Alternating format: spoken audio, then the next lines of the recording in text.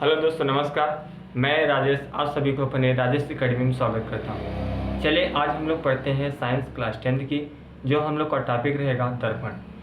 अवतल दर्पण और उत्तल दर्पण पढ़ेंगे।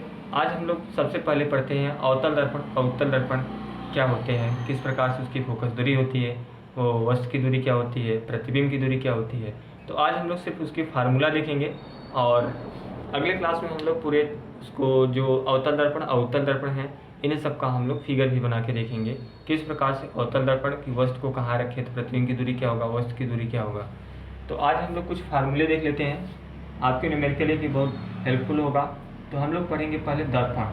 तो दर्पण में दो लोग पढ़ते हैं। पहला हमारा है अवतल दर्पण। अवतल दर्पण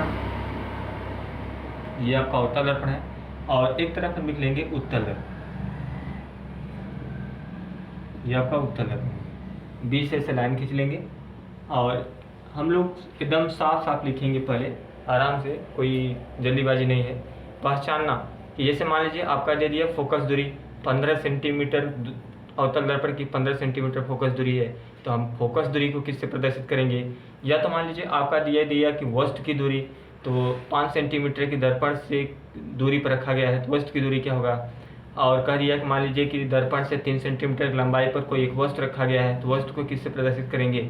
या 4 गुना उसका प्रतिबिंब बनता है या 2 गुना बनता है, तो इसको किससे प्रदर्शित करेंगे। आज सब यही हम लोग देखेंगे कि किसको किससे प्रदर्शित करते हैं। तो सबसे पहले हम शुरू करेंगे अवतल दर्पण की फोकस दूरी।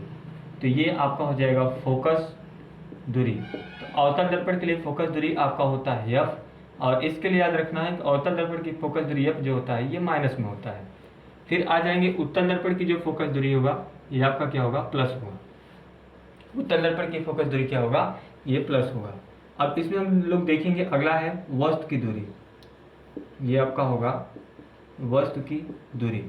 तो वस्तु की दूरी को किससे प्रदर्शित करेंगे, तो यू से, और इसमें यू का मान क्या होगा, माइनस होगा। अब इसमें दो कंडीशन होगा, या तो वास्तविक प्रतिबिंब होगा तो आभासी होगा, तो इसके लिए तो कोई ही इसमें माइनस लगा ही पहला, क्योंकि वास्तविक आभासी दो होता है।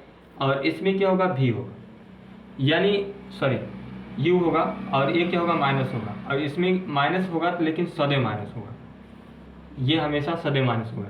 तो फिर से आप देख लिए, अगर मान लीजिए आपका दिया है अवतल दर्पण की फोकस दूरी तो उसको हम एफ से प्रदर्शित करेंगे, और अवतल दर्पण के लिए आपका मान क्या होगा, माइनस।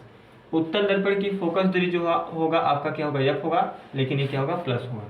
तो यानी आप पहचान सकते हैं कि अगर उत्तल दर्पण की एफ का मान प्लस में आ रहा है तो क्या होगा, उत्तल दर्पण होगा।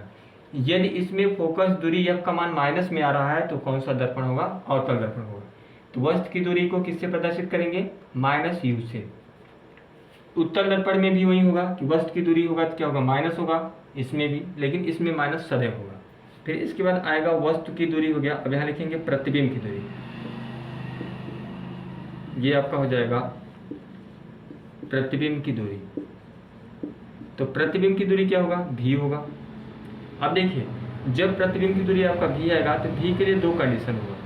यदि आपका इसमें दिया है वास्तविक प्रतिबिंब है, यानी आपका अगर वास्तविक प्रतिबिंब है, ये वास्तविक प्रतिबिंब है, इसके लिए क्या लगाएंगे, माइनस। यदि आपका आभासी प्रतिबिंब होगा भी का मान, इसमें लगाएंगे प्लस।